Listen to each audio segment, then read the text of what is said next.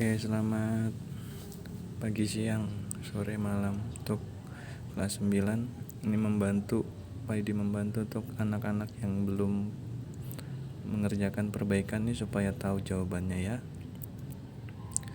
T42 ini di bab 4, tugas yang kedua, soal isian ini di Google Form. Lalu untuk pengerjaan perbaikan ditulis soal dan jawaban nanti Pak Idi bahas di sini ya.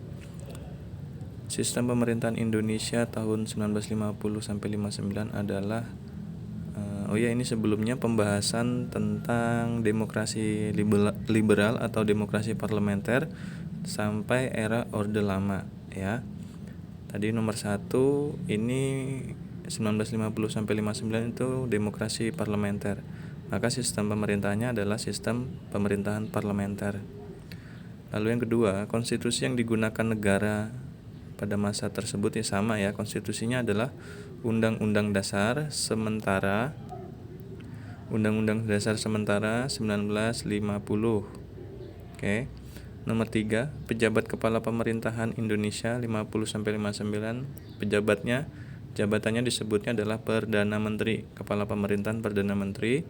Terus yang keempat, soal nomor 4, kepala negara itu dijabat oleh presiden. Lanjut nomor 5, pemilu pertama Indonesia diselenggarakan tahun 1955. Tuh di bawahnya ada kan. Nah, nomor 6, pemilu 1955 diselenggarakan pada masa pemerintahan Perdana Menteri siapa? Ada Burhanuddin Harahap ya, Burhanuddin Harahap. Nomor 7, pemilu 1955 ini memilih anggota badan DPR ya, anggota badan DPR dan badan konstituante. Lanjut nomor 8, pemimpin pemberontakan APRA adalah Raymond Westerling ya. Lalu nomor 9, KAA, manfaatnya adalah ini ada banyak. Ya, kita bisa sebut 2 saja. Yang pertama adalah Indonesia mendapatkan panggung di kancah internasional, nama Indonesia semakin dikenal oleh negara-negara luar. Lalu yang kedua, Indonesia didukung untuk mendapatkan kembali atau merebut Irian Barat dari penjajahan atau dari tangan Belanda. Itu ada 2 ya. Nomor 10 ini tentang deklarasi Juanda, manfaatnya yaitu Indonesia mendapatkan tambahan wilayah kedaulatan yang cukup luas, terutama yang berada di sektor perairan. Ya, jadi wilayah Indonesia semakin luas, terutama untuk perairan zona ekonomi eksklusif. Itu nomor 11. Demokrasi liberal selesai 5 Juli, itu ada indikator tanggalnya tuh. Ditandai dengan adanya peristiwa dikeluarkannya Dekret Presiden tahun 1959 ya, Dekret Presiden 5 Juli 1959. Oke, 13 isi Dekret Presiden 5 Juli 1959 ya. Yang pertama ada mengembalikan UUD 1945, membubarkan UDS ya. Lalu yang kedua ada membubarkan konstituante ya, lalu dibentuk MPR dan juga MPRS dan juga DPRS sesuai dengan pembentukan presiden itu. Lalu yang nomor 3 coba kalian cari di buku cetak ya, karena ada di situ, kalian harus buka-buka juga.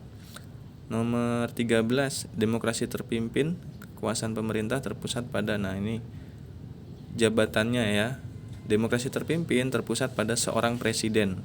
Kalau tokohnya ya pada waktu itu masih dipegang oleh Presiden Soekarno. Oke. Lanjut nomor 14, politik luar negeri Indonesia cenderung berpihak pada luar negeri ya. Politik luar negeri berpihak kepada Blok Timur ya. Blok Timur itu seperti Uni Soviet, China dan lain sebagainya ya. Nomor 15, partai politik terkuat pada masa Orde Baru ya, karena Indonesia waktu itu cenderung ke Blok Timur, maka partai terkuat atau yang ya mungkin mendapatkan angin segar oleh pemerintah itu adalah Partai Komunis Indonesia atau PKI. Oke. Nomor 16, 3 penyimpangan Orde Lama itu pada masa Soekarno ya. Di Orde Lama itu ada penunjukan Presiden Soekarno sebagai presiden seumur hidup, lalu membubarkan DPR ya, lalu membentuk sendiri DPR sesuai dengan sudut pandang Presiden Soekarno pada waktu itu. Lalu satu lagi coba kalian buka di buku paketnya juga ya. Di buku paket juga ada supaya kalian juga dapat sumbernya secara langsung. Lanjut nomor 17, keberhasilan politik luar negeri era Orde Lama. Keberhasilan nih, yaitu mencetus penyelenggaraan KTT atau Konferensi Tingkat Tinggi Gerakan Non-Blok, ya, KTT GNB 1961 itu. Lanjut, Dwikora adalah kebijakan Soekarno dalam peristiwa konfrontasi dengan Malaysia. Jadi kalau waktu itu konfrontasi dengan Malaysia, Presiden Soekarno mengeluarkan kebijakan Dwikora. Sedangkan yang nomor 19, Trikora, ini dikeluarkan oleh Presiden Soekarno ketika ingin merebut kembali Irian Barat dari tangan Belanda. Oke. Lanjut 20, Irian Barat akhirnya bersatu NKRI tahun 1969. Itu terjadi setelah dilakukannya ada PEPRA, ya, penentuan pendapat rakyat yang ada di Papua sana. Oke. 3 isi Tritura, ya. Tritura, 3 tuntutan rakyat. Ya, pada waktu itu Presiden Soekarno dipaksa untuk lengser, lalu turunkan harga-harga, ada juga bersihkan komunis di tubuh pemerintahan, ya. Nah, coba kalian cari lagi sisanya di buku paket, itu juga ada.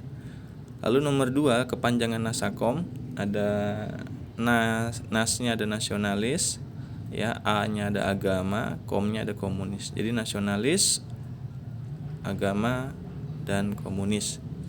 Oke. Yang nomor 23, era Orde Lama berakhir sekitar bulan Maret, ya, itu diawali atau ditandai dengan adanya peristiwa Super Semar. Ya, peristiwa pemberian surat perintah 11 Maret. Nah, besok tuh 11 Maret dari Presiden Soekarno kepada Soeharto untuk menjalankan keamanan negara pada waktu itu, ya. Lalu nomor terakhir, peristiwa 30 September adalah peristiwa penculikan, lalu penyiksaan pembunuhan Dewan Jenderal oleh pasukan Cakrabirawa yang pada waktu itu memang diduga terkait dengan kudeta yang dilakukan oleh PKI. Oke, seperti itu untuk pembahasan. Silakan yang masih perbaikan untuk diperbaiki, ya. Terima kasih.